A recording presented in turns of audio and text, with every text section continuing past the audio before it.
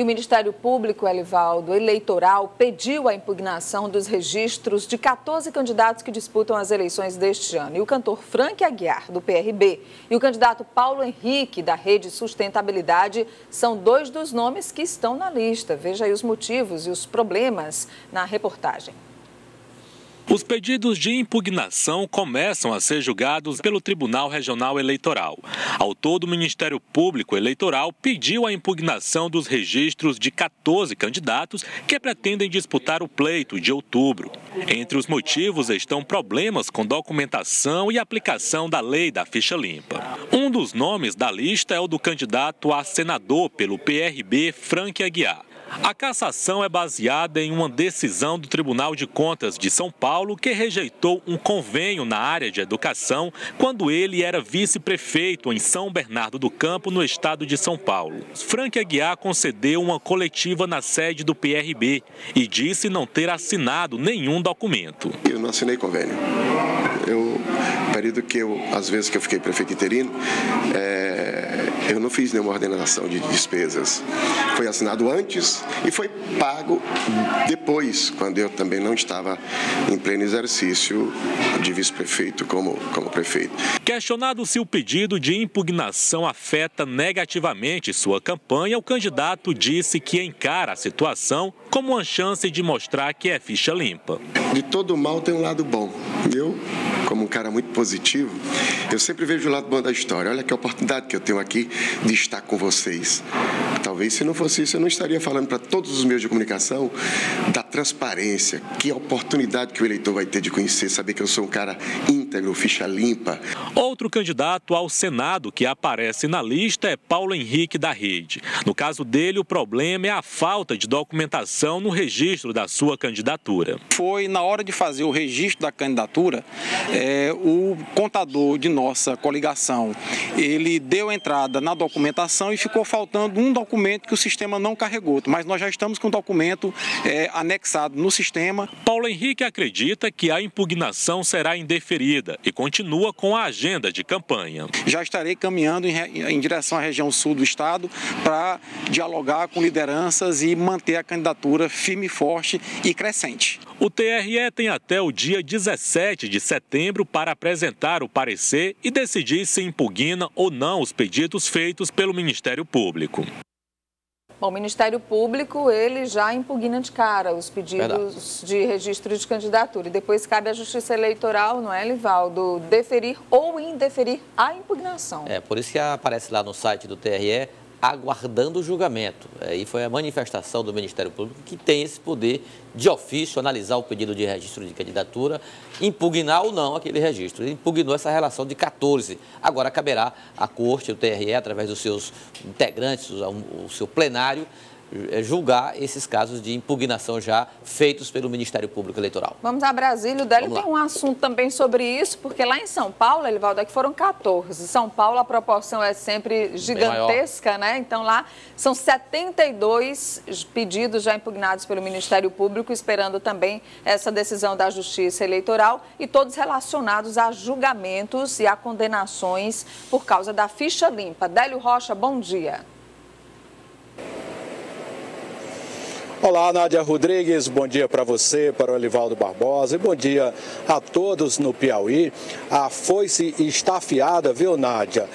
A lei da ficha limpa vem atingindo políticos de vários partidos e essa lista aí do Ministério Público Eleitoral de São Paulo inclui 172 candidatos que foram impugnados e a lista inclui, por exemplo, o ex-prefeito de São Paulo, aliás, o ex-prefeito de Suzano, Marcelo Cândido, que é candidato ao governo de São Paulo pelo PDT.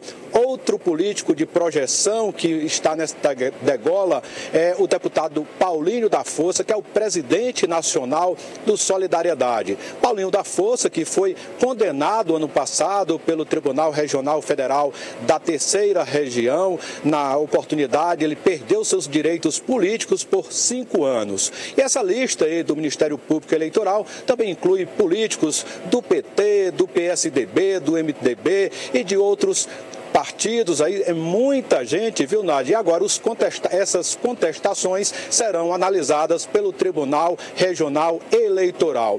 Mas o nome aí mais conhecido que vem sendo envolvido, Nádia, com a lei da ficha limpa e que pode ter sua candidatura barrada é o ex-presidente Lula. Na próxima semana, o TSE vai analisar o registro da candidatura de Lula e a tendência é que a candidatura dele seja barrada, ele seja impedido de disputar a corrida presidencial, aí por conta, com base na lei da ficha limpa, já que ele foi condenado no início desse ano por um órgão colegiado, por um órgão de segunda instância, e nessa condenação aí há 12 anos e 1 mês, e por conta disso ele se encontra preso hoje em Curitiba. E a tendência é que, caso se confirme esse impedimento de Lula, é que Fernando Haddad, ex-prefeito de São Paulo, assuma aí a cabeça de chapa da coligação PT-PCdoB.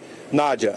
Bom, Délio, e aí falando sobre disputas pelo país, uma das mais acirradas de vagas para o Senado é a do Rio de Janeiro, né? O Rio de Janeiro, Nádia, tem uma disputa realmente muito acirrada. Tem 4 fortes candidatos disputando as 2 vagas pelo Senado. Tem o deputado Flávio Bolsonaro, que é filho do presidenciável Jair Bolsonaro, do PSL. César Maia, ex-prefeito do Rio, que é pai do presidente da Câmara, Rodrigo Maia, do DEM. Tem o senador Lindenberg Farias, do PT. Os 3 estão com 18%, segundo a última pesquisa do Ibope, e coladinho aos 3 aparece o deputado Chico Alencar, do PSOL. Portanto, é uma disputa muito acirrada. Agora, a novidade, Nádia, é que Lindenberg Farias e Chico Alencar resolveram fazer uma aliança informal. Os 2 decidiram aí fazer uma dobradinha e vão agora pedir votos juntos, já que os 2 partidos, o PT e o PSOL, não formalizaram essa aliança, mas eles resolveram então agora decidir aí vão caminhar juntos nessa corrida aí rumo ao Senado. Porque no papel, viu, Nádia, no TSE, o PT de Lindenberg Farias está aliado ao PCdoB e o PSOL de Chico Alencar está aliado ao PCB. Agora, essas alianças informais, elas se multiplicam pelo país, como acontece no nosso vizinho estado aí do Ceará, onde o presidente do Senado, Eunício Oliveira, não faz parte da chapa da coligação em torno da candidatura do governador Camilo Santana, do PT, mas Eunício Oliveira resolveu se unir ao candidato oficial do governador, que é o ex-governador Cid Gomes, e eles têm em comum o objetivo de derrotar o candidato ao Senado, que é apoiado pelo senador Tasso Gereissati. Nádia. São coisas que acontecem, né? Pelo Brasil, essa união, às vezes, não estão na mesma chapa, mas se unem, mesmo estando em chapas separadas, para um outro objetivo maior. No caso lá do Rio de Janeiro, no caso do senador Lindenberg Farias, que é extremamente ligado à senadora Gleice Hoffmann, estiveram muito juntos desde o processo do impeachment da ex-presidente Dilma, não é, Elivaldo? Mas não ficou tão arranhado, aliás, não saiu arranhado como